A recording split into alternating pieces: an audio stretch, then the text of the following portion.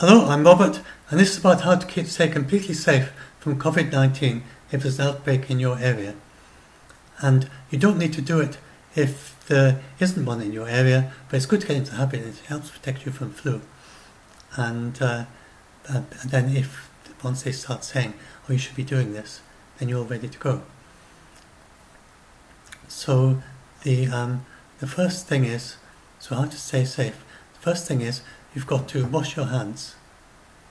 And this is so effective, these three measures, that the 13 international WHO experts, and they went to China and they've been all the way around all the worst areas and right up to the doors of people clinics and talking to people and talking to residents in Wuhan and going to the airports and the markets and things. Then they come away again and say quite confidently, so Bruce Aylward said to a press conference, why aren't you wearing a mask? I wouldn't be here if I was a contact. I'm not a contact. I have never been in contact with anyone with COVID-19, and he's been wandering around China for 9 days in the worst areas, right into Wuhan and out again, and he's not a contact. So you can do the same. If you do this, then even in Wuhan, you will not be a contact. You have no risk, zero risk. Very, very low risk, zero risk. So the first thing you've got to do is to wash your hands. And Bruce Aylward said that he washed his hands every half hour when he was in China. So if you are like in a lockdown area, like in Wuhan, or if you're in a lockdown region of Italy, then you should surely be doing that, washing your hands very, very often. And then the other thing, to avoid touching your face. So we touch our faces much more often than you realise, so try and get a little bit of awareness of how often you touch your face and try and get out of the habit. It's quite difficult to do, but it's well worth doing it and just learning how to not touch your face. And to be able to go for a long time without touching your face. Then, because the reason is, you could just touch your chin if you absolutely have to touch something, but the main thing is not to touch your mouth, eyes and nose, and for most people it's probably easiest just to stop altogether. So if you can do that, and that stops if you touch a surface which someone else has coughed on, say, and you touch your mucous membrane or something, then you can go into your eyes, your nose, your mouth, and then you've got the virus. And or you could get the virus. So you do that, and then this is to protect other people, that you use a tissue for coughs and immediately put it into a locked bin, or you cough into your sleeves. And then the final thing you should do is to keep a distance from other people, especially, so if it's an area that's got an outbreak, you'll be doing that with everyone, and all the people you're meeting during the day. And but it's quite a good habit to kind of get into in preparation. So instead of shaking hands, instead of the Italian double kissing that they do and so on, then what people are doing now, well, you may have seen them doing these elbow bumps and touching their toes and so on, but Dr. Tedros, the Director General of the WHO, says even that is going very close to people, and that what you should actually do, what he does, is just one suggestion. He puts his hand on his heart. So that's one way of greeting people, friendly greeting with someone else. So just go like that when you meet them, and they do the same. So, or you can make up your own kind of greetings, but that's the safest way of all. That's the most distancing way. And if someone does insist on holding your hands, then just don't touch your face after that, and then wash your hands before you touch your face. And so those are things you need to do. And obviously keep a distance from anyone who's coughing and sneezing.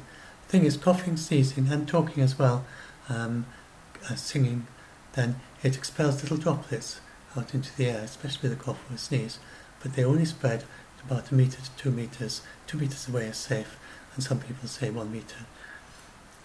Now, and then the other thing to do, you wash your hands, especially after you've been to the toilet, before eating a meal. These are obvious things most people know anyway from hygiene. And then before, while, during and after cooking. And then obviously if you come in when you've been out and around in public places. And then disinfecting surfaces that you're working with. And if we all did that, then nobody would need to do anything else. The virus would just stop. It's that powerful. So it's all, something that we can do all together. So we all have to be involved in it. If it's just the government and telling people to be contained and tracing and so on, then that can take it so far. But then if you've got people who just don't report in for 2 weeks before after they've had symptoms, then that's just not going to work. Especially when they start taking paracetamol or something to reduce their fever, and then they go around and they see lots of people. So it's got to, the people have to be involved as well. And if everyone is doing this washing hands thing, then that will stop it. We could literally stop this in 14 days. And then all the people in hospital wait until they've all finished their symptoms, and then, but there would be no new cases 2 weeks from now if everyone in the world did this. Then if you just need to do this, you don't need to stay at home, you don't need to lock yourself up, you don't need to buy enough provisions to last you for a month and just sit it out. Just do this. And if everyone did this for 2 weeks, then it would be over. And then all the ones that are still sick, then they would be treated for maybe up to another 6 weeks after that. So you can do a lot to stop this outbreak by these simple measures. If you've got young children, old people, then you can find some good graphics and maybe put them up on the door so when they're going out to remind them. If they're old people with Alzheimer's or something, then just have these pictorial reminders as they go out. They know this is what they've got to do. Or just very forgetful, and young kids. And just drill them and get them to remind them to do it. And so if they get into the habit now, then if you get an infection into your area, then they're going to be safe from it. Mind you, young kids, they're very unlikely to get this, especially under 10. Then they just don't seem to get the serious version of this at all. And young babies, down to a few days old, even newborns, they just seem to be immune from it pretty much in a very, very mild version. So you don't need to worry so much about them for some reason. And they don't seem to infect other people, although that is not very well researched yet. So those are the main things. Yes, and then I wanted to explain, you be careful how you wash your hands. So we tend to think, you just go, oh, I could wash my hands, that's it done, off you go. You've got to wash your hands very thoroughly. And there's a little video that I'll put in the description, and if I show there how you've got to wash your hands, is this the bit? So, there you go. Think again. So you've got to take the soap and lather to get a good lather. You've got to clean the backs of your hands. You've got to clean in between your fingers, the ends of your fingers, your thumb, your wrist, on top of your hand again, and then rinse it off. So you've got to remember to do, and then turn off, if you're in a public place, turn it off with the tissue to prevent cross-contamination as well. And so that's what you've got to do. So between the fingers, the back, the front, the wrist, the top again, tips of the fingers, the nails, clean, you wash around the nails. And that's what you should be doing. So, so do that, wash your hands very carefully and frequently, and then do these things, and you won't get it. Simple as that. And then and don't worry if they say that there's a case in your area.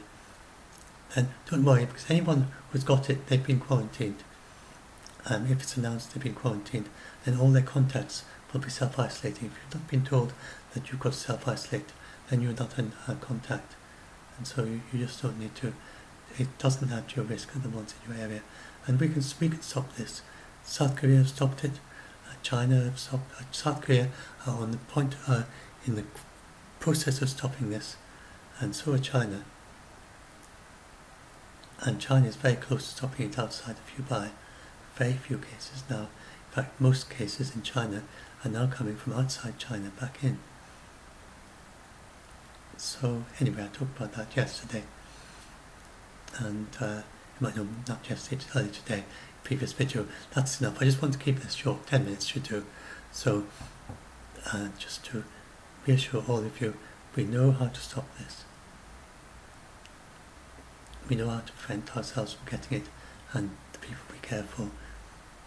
And this is how you do it. It's very simple instructions. I will put this in the video description. And it's quite, I explained before, it's quite hard to get. It's not like flu. It's really quite hard to get. People flown back all the way from Wuhan to Europe or somewhere, or Canada, sitting next to someone who's infected, they don't get it. And you don't get just sitting in a bus with someone or something, or sitting in a bus stop. And that is why they have been so successful in using the contact tracing. You need prolonged contact inside, probably inside a building with someone for quite a while. And even then, in a family situation, then typically only 1 in 10 of the family contacts actually get it from being in the same family, same household as someone else who's got it. So it's not that easy to get it. Even though sometimes one person will infect 20 others because of some difference in their habits. They may be much more sociable, maybe they're more huggy kissy, or maybe they're just got loads and loads of friends, or maybe just something in the way that they breathe. You know, they're shedding the virus a lot. So some people, it's not really that every person, then 1 in 10 of their friends is going to get it, or their close contacts. Some people then maybe go to 20, and other people, and many others, nobody is infected at all. But it is not easy to get, and if you just follow this advice, then you can stop yourself from getting it. So don't worry too much if someone in a bus coughs on you and you couldn't do anything about it. It's exceedingly unlikely that that's done anything. You maybe get the flu, but not this. Anyway, so that's my video to help you. I'm sure there've been loads and loads of these, but just adding my little bit to, just for anyone who hasn't got the message yet. So I'm sure most of you have already.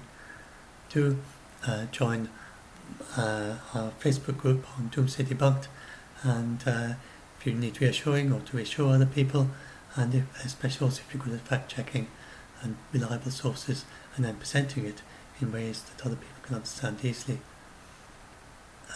Also, if you're good at working with autistic people, an awful lot of our members are autistic. Anyway,